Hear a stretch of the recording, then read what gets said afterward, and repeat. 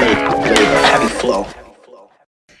Alors Antoine, tu es un entrepreneur plutôt tourné sur la communication, qui a eu de très belles expériences associées à des entreprises et des startups prestigieuses, BETC, Nutresia, le Slip français, Google et bien sûr Retrofutur, dont tu es le cofondateur.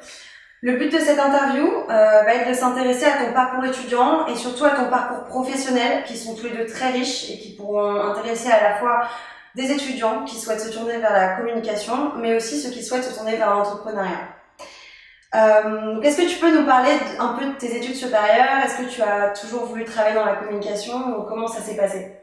Bonjour Justine, merci de me recevoir. Alors moi j'ai commencé par faire une école de commerce à Toulouse, en spécialisant dans le marketing et la stratégie d'entreprise. Alors non, la communication ça n'a pas été quelque chose que je voulais faire depuis le début, c'est quelque chose que j'ai découvert au gré de mes stages.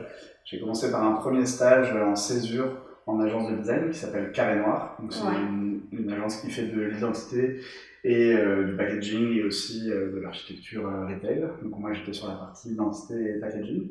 Et c'est là où en fait où j'ai découvert qu'on pouvait travailler avec des créatifs, qu'on pouvait travailler à partir d'un brief sur un élément qui allait devenir un élément de communication d'une marque. Et c'est ça qui m'a intéressé et qui m'a poussé par la suite à me spécialiser dans cette branche. Ok, tu as fait une année à l'étranger, un MSI, il me semble. C'était en Espagne? C'était à Barcelone. D'accord. C'était en fait un double diplôme, mais c'était la dernière année d'école. Ouais. Il se trouve que c'était en fait le campus de l'école que je faisais à Toulouse à Barcelone. Et donc j'ai fait les 6 derniers mois. D'accord. Et qu'est-ce que cette expérience à l'étranger, ça t'a apporté concrètement? Ce que je trouve intéressant quand tu vas à l'étranger, c'est de se confronter évidemment à de nouvelles cultures, à des nouvelles façons d'enseigner, d'avoir des professeurs un peu différents. Et puis après, c'est au-delà de ça, il n'y a pas que le travail, c'est vraiment aussi avoir une expérience de vie différente, d'être dans un nouvel environnement, de découvrir une nouvelle ville, une nouvelle ambiance, une nouvelle culture, une nouvelle cuisine. Enfin, en tout cas, on en a bien profité, on a bien fait la fête. Ok. Donc en 2009, tu commences à travailler chez BETC, une très grosse boîte de communication dans laquelle tu resteras plus de 5 ans. Alors comment ça s'est passé? Comment tu as décroché ce poste qui était, il me semble, International Account Executive et Editorial Manager? C'était immédiatement à la sortie d'un stage ou... C'est exactement comme ça que ça s'est passé. Donc, justement, dans ma dernière année à Barcelone, il fallait trouver un stage à partir du mois de janvier et j'ai postulé dans plusieurs endroits, dont BETC, parce qu'encore une fois, la communication m'avait plutôt intéressé lors de ma césure. Et donc, j'ai postulé pour ce stage. À la base, c'était pour travailler sur tout le portefeuille de marques, les biscuits. Ouais. Et donc, j'ai fait 6 mois de stage de janvier à juin 2009. Et à l'issue de ce stage, donc, j'étais embauché pour rester sur le même budget, continuer à travailler sur les biscuits et aussi commencer à travailler sur la marque Evian. Ok, Evian. Et en quoi en fait ça consistait ton travail là-bas concrètement? Qu'est-ce que tu faisais? Alors concrètement, le stage consistait à coordonner l'activité des agences européennes qui travaillaient sur la marque Lu. Donc toutes les campagnes étaient décidées en centrale chez BETC à Paris. Et ensuite, ces copies, donc les films, mais aussi tout le matériel print, digital, étaient donc diffusés à toutes les agences. Et l'idée était de savoir les besoins de ces agences, comment on pouvait les aider pour bien adapter ce travail, et ensuite qu'elles fassent bien l'adaptation, que ce soit en ligne avec les guidelines qu'on avait décidé en centrale avec la marque. Ok. Est-ce que tu as vraiment pu mettre en pratique ce que tu avais appris tout au long de tes études, ou est-ce que finalement tu es arrivé là-bas et tu as commencé à apprendre sur le tas parce que j'imagine qu'entre le pratique et le théorique, il y a une grosse différence, surtout dans la communication. Ouais, bien sûr. En fait, en école de commerce, on a une formation très généraliste, et notamment dans le marketing, la communication, en tout cas dans l'école dans laquelle j'étais à Toulouse, représentait seulement une petite part de tout ce qu'on étudiait. Donc on a eu peut-être 6 heures de cours sur la communication, mais qui consistait plutôt à regarder des pubs marrantes. Donc non, en vrai, j'ai pour ainsi dire tout appris là-bas. Je me suis formé sur le tas, donc d'abord chez Carré Noir, mais surtout chez BETC, et l'idée c'était de mobiliser évidemment tout ce que tu apprends en école de commerce. On vient un peu des couteaux suisses, on sait apprendre à apprendre, mais les savoirs purement pratiques, tout ce qu'il fallait mettre en place pour travailler dans ce domaine-là, dans la communication, je l'ai appris en agence. D'accord. C'est vrai que les agences de communication, elles recrutent de plus en plus d'étudiants qui sortent d'écoles de commerce plutôt que justement d'écoles de com. Est-ce que tu sais pourquoi? Quel est ton avis là-dessus? C'est ce que je disais, je pense que vraiment ce qu'ils cherchent, c'est avant tout des gens qui sont curieux, qui savent apprendre, qui ont aussi une certaine qualité rédactionnelle, parce qu'on passe beaucoup de temps à écrire en agence de publicité, c'est avant tout un travail de conviction. Donc il faut savoir défendre un raisonnement, défendre une campagne, défendre une façon de raconter une histoire. Donc il y a beaucoup de présentations, de textes à écrire, et donc c'est ces capacités de synthèse, d'analyse et de rédaction qui sont à mon avis recherchées chez ces élèves-là.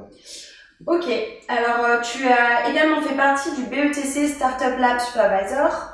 Mais qu'est-ce que c'est exactement Alors l'idée du Startup Lab, ça a été, donc au bout de 2 ans chez BETC, c'est une structure qui s'est lancée, et l'idée c'était d'adapter l'offre d'une grande agence de publicité comme BETC, qui travaille avec des grandes marques comme Air France, comme Canal+, comme les biscuits, comme plein d'autres choses, et de l'adapter aux startups, donc à des entreprises plus petites, en forte croissance.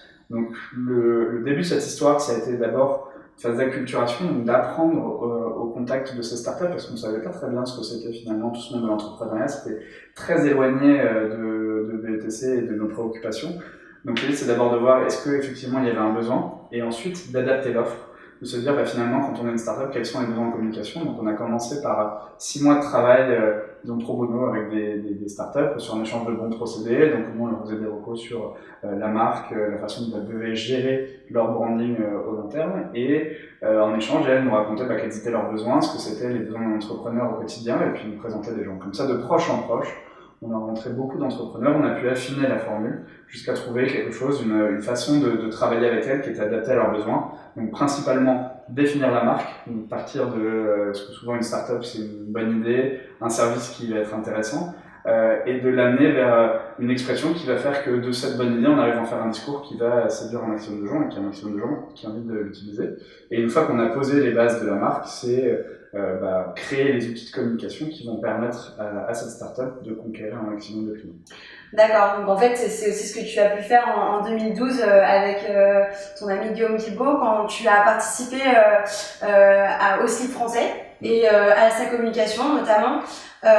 S'il y a quelque chose qu'on ne peut pas nier, c'est que la communication du slip français ça a été un facteur clé de succès de la marque. Est-ce que tu peux nous raconter un petit peu cette histoire, comment ça s'est passé? En fait, Guillaume, ça fait longtemps quand il m'a contacté, donc c'était en 2011, lui avait depuis longtemps l'envie d'entreprendre, il avait déjà lancé une marque de bagages qui s'appelle Léon Flamme, et c'est un garçon qui a beaucoup d'idées. Et 6 mois plus tard, il vient me voir et il me dit écoute, j'ai encore une idée, je vais faire un truc qui va s'appeler le slip français. Donc je peux pas le nier au début, je lui ai dit mec, ça marchera jamais.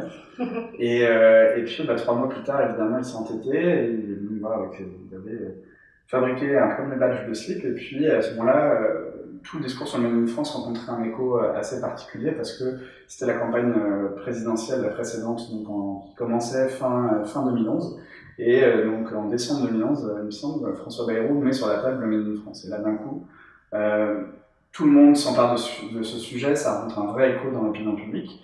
Et donc là, on regarde ça, puis on se dit, c'est dingue, on a précédé cette tendance de quelques mois, la marque avait été formellement lancée en septembre 2011, il y avait vraiment quelque chose à faire. Donc on a d'abord tenté de se faire inviter dans cette campagne en envoyant des slips à tous les cuvées de campagne, 0 réponse. Et puis ensuite est arrivée la campagne de François Hollande avec ce slogan qui était « Le changement, c'est maintenant ». Et la signature du slip, qui est toujours la même, c'est à l'époque était « Vous voulez changer le monde, vous voulez changer les choses, commencez par changer de slip ». Et donc naturellement, on s'est dit c'est génial, il y a cette vidéo où les gens faisaient ce signe-là. Et donc nous, on a fait le changement de slip, c'est maintenant. Ouais. Et donc en une après-midi, on a tourné ça avec des copains, une semaine plus tard, la vidéo sortait, et un mois plus tard, on avait 100 000 vues, la vidéo a fait le tour de tous les médias, avait apporté une vraie fraîcheur dans cette campagne présidentielle à ce moment-là. Et donc c'est là où la marque est passée de la sphère mode à la sphère vraiment grand public, et surtout c'est là où on a compris que pour créer une marque, et ce qu'on pourrait bien faire avec le slip français, c'est créer du contenu au-delà de juste faire la promotion de la marque. Créer une histoire, raconter une histoire autour de ce produit nous permettrait de toucher un maximum de gens et éventuellement de leur vendre nos produits.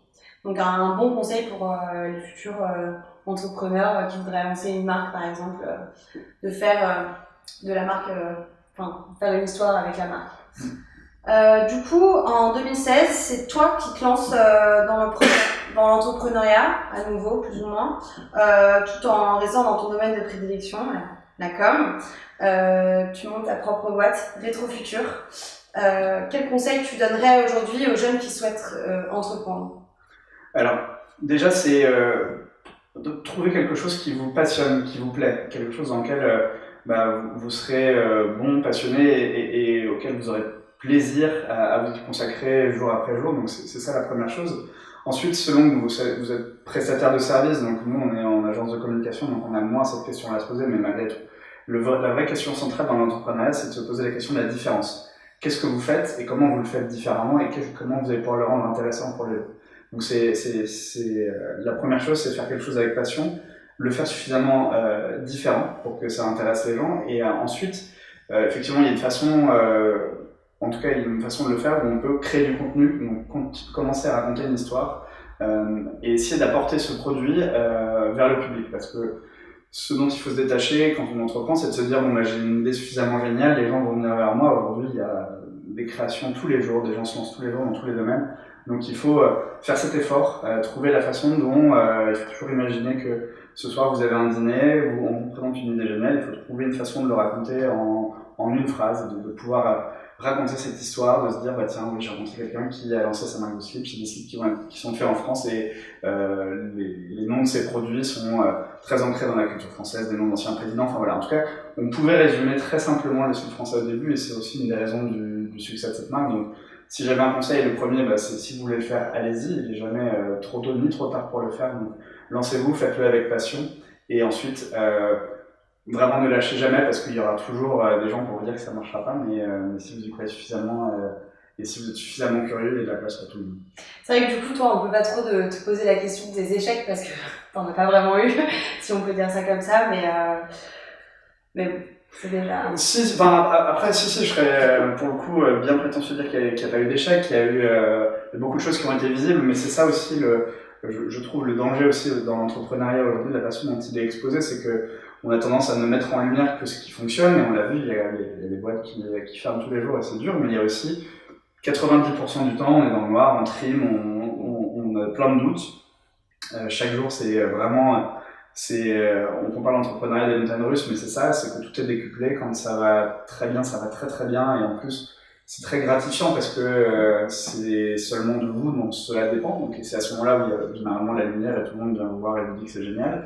Mais voilà, il y a eu plein de moments où il y a des lancements de produits ratés, il y a des campagnes qu'on rate, il y a des compétitions qu'on perd, il y a tout ça qui fait que il faut dans ces moments-là être assez résilient et se dire que demain on va s'y remettre, que ce sera mieux, et puis voilà, surtout pas perdre cette énergie-là. C'est ça le plus compliqué, mais c'est ça aussi ce qui rend cette aventure excitante, c'est que on ne sait jamais de quoi le lendemain va être fait, mais la seule chose qu'on sait, c'est que ça va dépendre de nous, et c'est ça qui est assez grisant et assez excitant dans cette entreprise-là.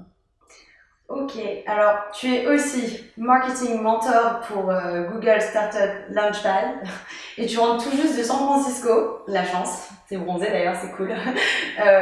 C'était sympa, c'est quoi ton rôle exactement là-bas? Qu'est-ce que c'est que ce truc?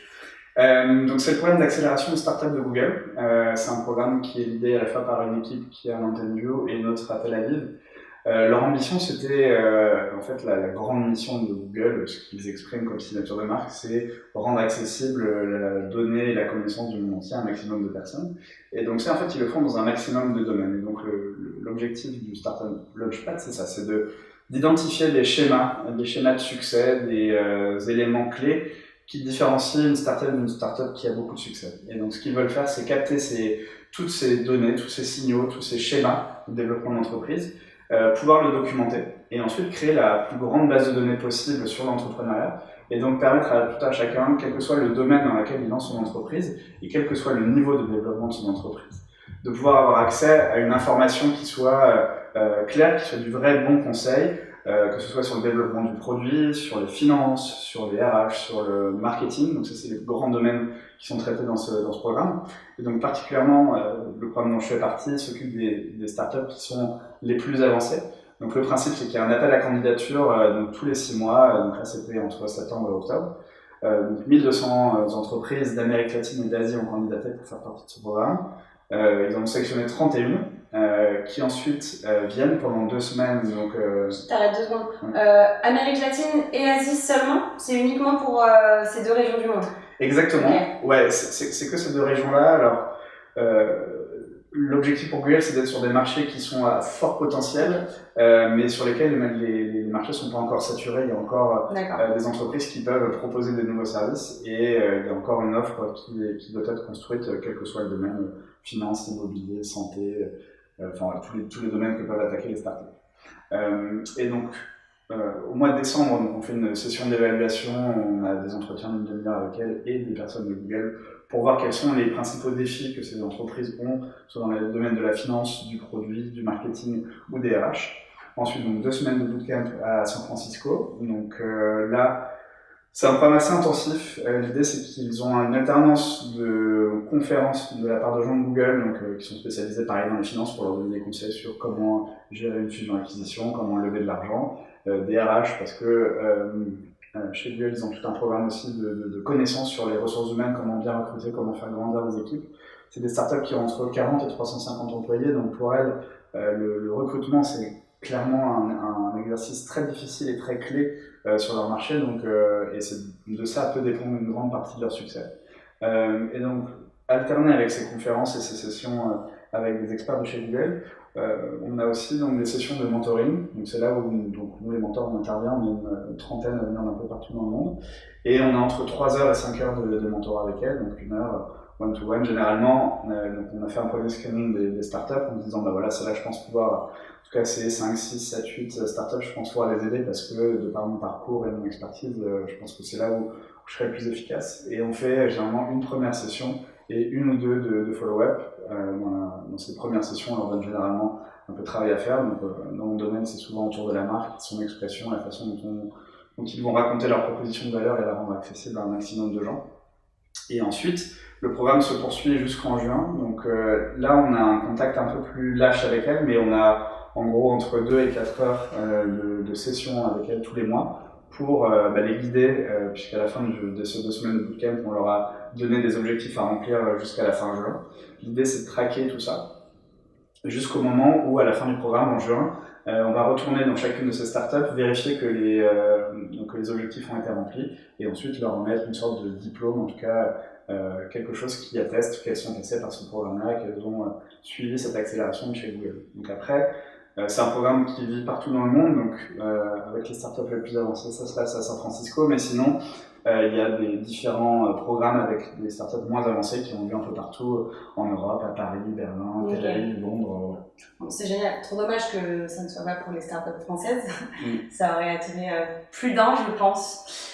Ok, en tout cas, merci beaucoup Antoine d'avoir accepté de répondre à nos questions. C'est génial, notre première interview. Donc, avec plaisir. Voilà, merci beaucoup et puis j'espère qu'on aura l'occasion de se recroiser très bientôt. À bientôt.